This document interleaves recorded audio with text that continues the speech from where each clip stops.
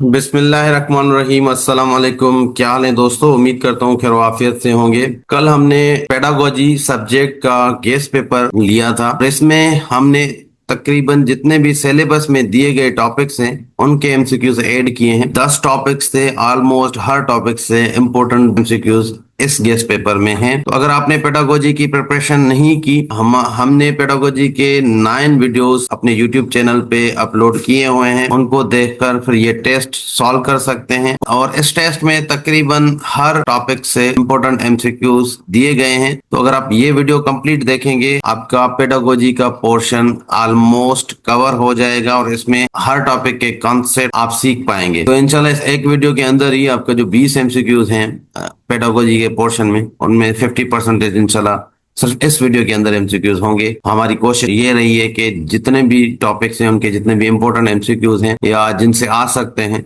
वो ही ऐड किए हैं। तो वीडियो को कंप्लीट देखें और ये जो हमने गेस्ट पेपर दिया था कल उसको सॉल्व करते हैं। जिन कैंडिडेट्स ने भी ये टेस्ट सॉल्व किया है अपना स्कोर कमेंट्स में जरूर बताएं, क्योंकि हम पेडागोजी के बाद दूसरे सब्जेक्ट्स के भी गेस्ट पेपर लेंगे, उनके वीडियोस बनाएंगे। तो आप कनेक्टेड रहें, इंशाल्लाह आपकी तैयारी बेहतरीन हो जाएगी। तो आपने कमेंट जरूर करना है, अपना स्कोर शेयर जरूर करना है।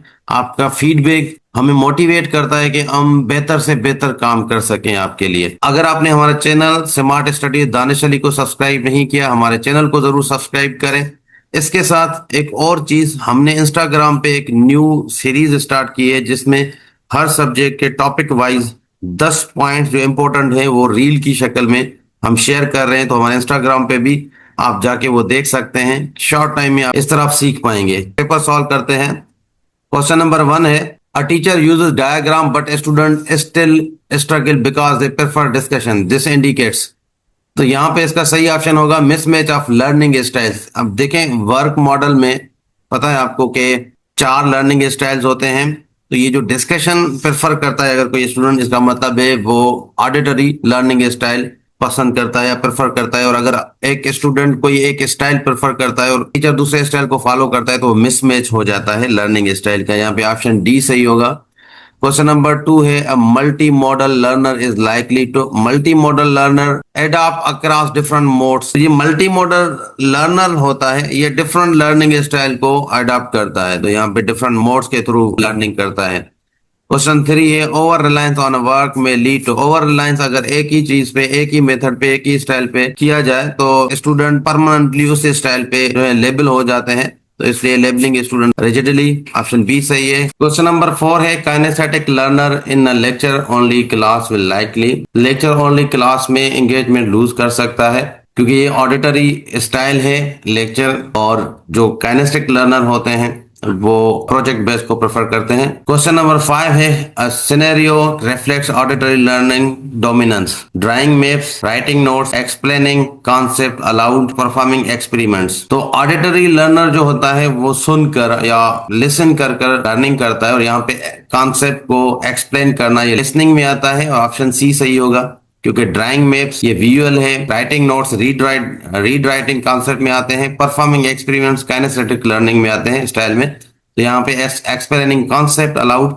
ये ऑडिटरी लर्निंग स्टाइल में आता है। तो यहाँ पे ऑप्शन सी सही होगा। क्वेश्चन नंबर 6 है, work mainly addresses learning preference पे वर्क एड्रेस करता है, ऑप्शन सी सही है। क्वेश्चन 7 है, a teaching combining video plus discussion plus activities applying. तो ये 3 डिफरेंट मॉडल्स को फॉलो किए गए हैं लर्निंग के, तो इनको मल्टी मॉडल लर्नर कहा जाता है या मल्टी मॉडल इंस्ट्रक्शन कहेंगे इसको। क्वेश्चन नंबर 8 है, which is the limitation of work, work model की लिमिटेशंस क्या है? तो स्ट्रॉन्ग एम्पेरिकल सपोर्ट नहीं मिलती, यहाँ पे उसकी लेक होती है, ऑप्शन बी सही होगा। क्वेश्चन नंबर 9 है, student who learns best by rewriting notes, rewriting notes ये रीड राइट लर्निंग स्टाइल में आता है, ऑप्शन सी सही होगा। क्वेश्चन 10 है, best strategy for diverse work learners, blended teaching approaches ये बेस्ट स्ट्रेटेजी होती है। क्वेश्चन नंबर 11 है, student perform poorly due to anxiety despite high IQ, this reflects.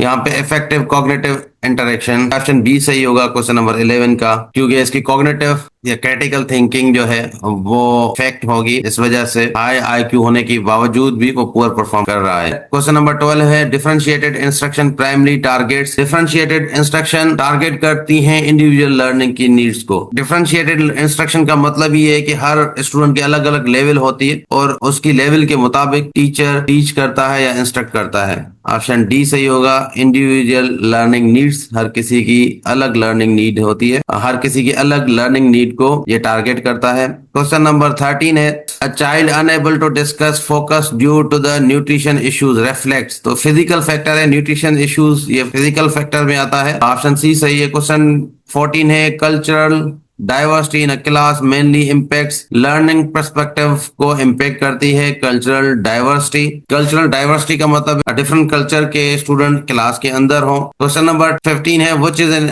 Example of social difference affecting learning. Language background, यहाँ पे ये social difference है। Question number 16 है inclusive education demands teacher to modify instruction. Inclusive education में instruction को teacher modify करता है। Question number 17 है gifted student feeling board indicate failure of. तो यहाँ पे डिफरेंशिएशन का फेल्यूर है, क्योंकि एक गिफ्टेड स्टूडेंट है उसकी लेवल हाई है। अगर टीचर ने डिफरेंशियल स्ट्रेटेजी नहीं अपनाई होती तो जो गिफ्टेड है या हाई लेवल स्टूडेंट बोर होते हैं। डी सही होगा यहाँ पे। क्वेश्चन नंबर 18 है cognitive development theories emphasise. Cognitive development theories mental process को एम्फेसाइज करते हैं। क्वेश्चन नंबर 19 है peer learning enhances social cognitive. Peer learning का मतलब स्टूडेंट जो कोलैबोरेट करते हैं, साथ में काम करते हैं, साथ में लर्निंग करते हैं, ये सोशल कॉग्निशन को एनहांस करता है। क्वेश्चन नंबर 20 है equality versus equity differences implies. तो यहाँ पे इक्वलिटी वर्सेस इक्विटी डिफरेंस क्या है, same versus need based support. यहाँ पे ऑप्शन बी सही होगा। क्वेश्चन नंबर 21 है SLO using understand is weak because it is not measurable. अब यहाँ पे देखें मेजरेबल वर्ब्स याद होने चाहिए। अंडरस्टैंड जैसे एक्सप्लेन है, डिफाइन है, ये मेजरेबल वर्ब्स होते हैं, यूज होते हैं। अंडरस्टैंड मेजरेबल वर्ब नहीं है, ये मैंने बताया था क्लास के अंदर भी। ऑप्शन सी सही होगा। क्वेश्चन 22 है alignment in lesson planning ensures consistency between objectives and assessment.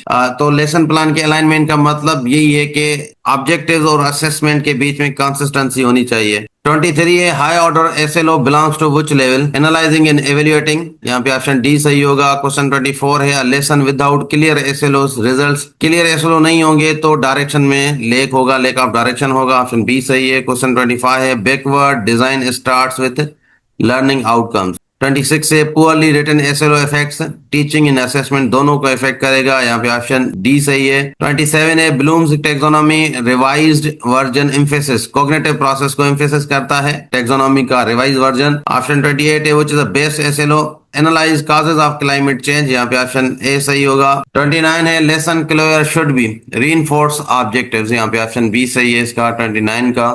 30 question है learning by doing principle of constructivism. यहाँ पे लर्निंग बाय डूइंग कंस्ट्रक्टिविज्म का प्रिंसिपल है। Problem question mainly causes depth of understanding. Option C सही है। Question 32 है reinforcement is effective when it is immediate and specific. Reinforcement तभी effective होती है जब इमीडिएट हो और स्पेसिफिक हो।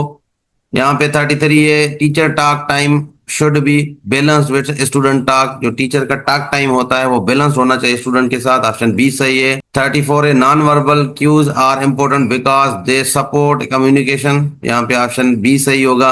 35 है effective questioning includes open end questions. Option A सही है। 36 है feedback without guidance lead to confusion. Guidance के बगैर फीडबैक कंफ्यूज करेगा। 37 है stimulus variation includes changing methods voice या इंटरेक्शन। यहाँ पे ऑप्शन डी सही है। 38 है wait time after question improves quality of response. 39 है teaching ads should be relevant to objectives. Option A सही है। टीचिंग एड्स ऑब्जेक्ट के साथ रिलेवेंट होने चाहिए। 40 क्वेश्चन है clear is ineffective if. Clear ineffective तब होता है जब न्यू कंटेंट इंट्रोड्यूस किया जाता है, क्योंकि क्लियर इफेक्टिव तब होता है जब समराइज किया जाए या रिव्यू किया जाए या पहले पढ़े हुए कॉन्सेप्ट को लिंक किया जाए। न्यू कंटेंट के लिए क्लियर इफेक्टिव नहीं होगा। 41 है lecture is least effective when teaching skill based task. तो लेक्चर मेथड जो होता है ये इफेक्टिव लार्ज क्लासेस के लिए होता है, शॉर्ट टाइम के लिए होता है। थ्योरी को अगर पढ़ाना है तो लेक्चर मेथड बेस्ट होता है, बट टास्क बेस्ड जब होगा तब लेक्चर मेथड इफेक्टिव नहीं होगा, ऑप्शन सी सही है। क्वेश्चन 42 है, discussion method fails when. Discussion method student जब एक्टिव होते हैं तब सक्सेसफुल होता है, या टीचर की गाइडेंस होती है और टॉपिक रिलेवेंट होता है। क्लियर स्ट्रक्चर नहीं होगा तो डिस्कशन मेथड फेल हो जाएगा, ऑप्शन डी सही है यहाँ पे। Demonstration method requires, demonstration method में क्लियर विजिबिलिटी और एक्सप्लेनेशन जरूरी है, यहाँ पर ऑप्शन डी सही है। 44 है, brain storming discourage. Brain storming criticism को डिस्करेज करता है। ब्रेन स्टॉर्मिंग में डिफरेंट आइडियाज को कलेक्ट किया जाता है विदाउट क्रिटिसिज्म, किसी भी आइडिया को क्रिटिसाइज नहीं किया जाता, तो इसका रूल है ये, ऑप्शन डी सही है। 45 है, case study method is based on real life application पे बेस करता है केस स्टडी मेथड। 46 है, story telling is effective because engaging. Story telling में क्या होता है कि जो इमोशंस होते हैं, मेमोरी और इमोशन को एंगेज किया जाता है लर्निंग के साथ। 47 है, team teaching improves expertise sharing, यहाँ पे ऑप्शन बी सही होगा 47 का। 48 है, inquiry method requires student curiosity, यहाँ पे ऑप्शन डी सही होगा। Student centred methods emphasise learners autonomy, learners की ऑटोनॉमी होती है, खुद से सीखते हैं स्टूडेंट सेंटर्ड मेथड्स में। 50 है, demonstration without explanation leads to. Explanation के बगैर जो डेमोन्स्ट्रेशन होती है सुपरफिशियल अंडरस्टैंडिंग होगी इसमें। क्वेश्चन नंबर 51 है, ICT integration is effective only when. ICT integration तभी इफेक्टिव होती है जब पेडागोजी को अलाइन किया जाता है टेक्नोलॉजी के साथ। 52 है, using ICT without purpose results in distraction. ICT किसी पर्पस के साथ ही यूज की जाती है पेडागोजी में या एजुकेशन में। 53 है, blended learning combines blended learning, face to face teaching और physical teaching plus online teaching होता है। Digital divide refers to access inequality. ICT support differentiated learning by providing multiple resources, यहाँ पे ऑप्शन ए सही होगा। Multiple resources provide किए जाते हैं डिफरेंट लर्नर को। LMS helps in LMS managing learning content को हेल्प करता है। एलएमएस का मतलब होता है लर्निंग मैनेजमेंट सिस्टम, और ये एक सिस्टम होता है जिसमें ऑनलाइन लर्निंग को सपोर्ट किया जाता है, कंटेंट को मैनेज किया जाता है और स्टूडेंट की परफॉर्मेंस को ट्रैक किया जाता है एलएमएस में। 57 है, technology should be used to. Technology learning को एनहांस करने के लिए यूज की जाए, ऑप्शन ए सही है। Flipped classroom use ICT for pre class learning, यहाँ पे ऑप्शन डी सही होगा। तो फ्लिप्ड क्लासरूम का मतलब क्या होता है, वो क्लासरूम जिसमें बेसिक लर्निंग जो है स्टूडेंट घर से सीख के आते हैं और उन्हीं लर्निंग को क्लास के अंदर वो डिस्कशन करते हैं, एक्टिविटीज करते हैं। 59 क्वेश्चन है, multimedia learning theory suggest dual channel processing, option C सही होगा। ICT misuse leads to cognitive overload. ICT का अगर मिसयूज होगा तो ये एक ओवरलोड हो जाएगा कॉग्निटिव थिंकिंग में, क्रिटिकल थिंकिंग में, प्रॉब्लम सॉल्विंग में। क्वेश्चन 61 है, formative assessment primary aims to. Learning को इंप्रूव करने के लिए फॉर्मेटिव असेसमेंट की जाती है। 62 है, summative assessment is limited because does not guide learning during process. तो यहाँ पे क्या होता है, जो समेटिव असेसमेंट होती है वो एंड में ली जाती है और फॉर्मेटिव असेसमेंट ड्यूरिंग क्लास ली जाती है, ड्यूरिंग लर्निंग ली जाती है। Reliability without validity means, reliability without validity का मतलब है कंसिस्टेंट बट इनएक्यूरेट। तो रिलायबिलिटी विदाउट वैलिडिटी मतलब कंसिस्टेंट हो स्टूडेंट बट इनएक्यूरेट हो, एक्यूरेट ना हो। 64 है, valid test measures. Valid test measure करती है इंटेंडेड आउटकम्स, ऑप्शन डी सही है। Norm referenced assessment compares student with others, यहाँ पे नॉर्म रेफरेंस्ड असेसमेंट जो होती है स्टूडेंट को दूसरों के साथ कंपेयर किया जाता है इस असेसमेंट में, ऑप्शन ए सही है। 66 है, criteria reference focused on defined standard पे फोकस करती है। फीडबैक डिले रिड्यूसेस, फीडबैक में डिले लर्निंग इफेक्टिवनेस को रिड्यूस करता है। क्वेश्चन नंबर 68 है, MCQs test higher order skills only when, ये ऑप्शन ए सही है। वेल डिजाइन सिनेरियोज के लिए। Assessment bias leads to, assessment में अगर ब्यास होता है तो अनफेयर रिजल्ट आएंगे, ऑप्शन डी सही है। Continuous assessment ensures progress trekking, continuous assessment में प्रोग्रेस ट्रैकिंग होता रहता है। 71 है, reflective teaching improves professional growth को इंप्रूव करता है, ऑप्शन बी सही है 71 का। 72 है, reflection without action leads to no change. Reflection action के बगैर चेंज नहीं होता कुछ भी, ऑप्शन डी सही है।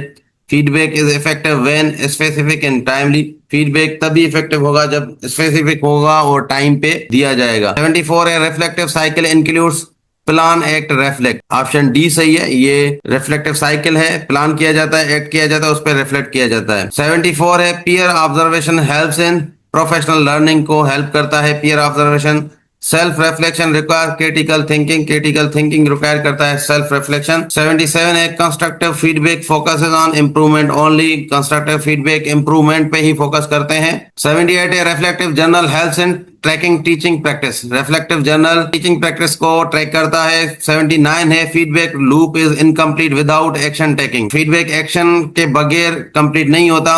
Reflective teachers adopt continuously. 81 है effective management focuses on learning environment, option C सही है। Preventive strategies reduce misbehaviour, rules are effective when, option C सही है, कंसिस्टेंटली अप्लाइड। 84 है positive classroom climate promotes engagement, option D सही है 84 का। 85 है teacher authority should be balance with respect, option A सही है। Over control leads to reduce autonomy, option A सही है। 87 का student engagement reduce disruption, student engage होंगे तो डिस्ट्रप्शन रिड्यूस होती है। 88 है effective seating arrangement supports interaction, option B सही है। Classroom routines helps in smooth functioning. 90 है मिसबिहेवियर रूट काजेस इंक्लूड, यहाँ पे मल्टीपल फैक्टर्स हैं। 91 है STEM integrates subjects to solve real problems, option D सही है। PBL project based learning shift focus from teacher to student, project में teacher से student तक फोकस जाता है। 93 है stream aids literacy to, literacy stream में अंडरस्टैंडिंग को इनहांस करता है, ऑप्शन ए सही है। क्वेश्चन 94 है PBL assessment is based through rubric and project, option C सही है 94 का। 95 है stream promotes innovation, option B सही है, स्ट्रीम इनोवेशन को प्रमोट करता है। Interdisciplinary learning means multiple subject integration, यहाँ पे ऑप्शन बी सही है। Role of teacher in STEM facilitator होता है, क्योंकि स्टीम जो है ये स्टूडेंट सेंटर होती है। Collaboration in PBL leads to shared learning, option D सही है। Real world task improve application skills, option B सही है। PBL fails when lack of structure, structure नहीं होगा तो प्रोजेक्ट बेस्ड लर्निंग फेल हो जाएगी, सही नहीं होगी। तो यहाँ तक ये हमारा टेस्ट था। अपना स्कोर कमेंट्स में जरूर शेयर करें, ये वीडियो जरूर देखें, इस टेस्ट में से एमसीक्यूज आ सकते हैं। कोई भी सवाल हो आप कमेंट्स में पूछ सकते हैं। मिलते हैं नेक्स्ट वीडियो में, तब तक अल्लाह हाफिज।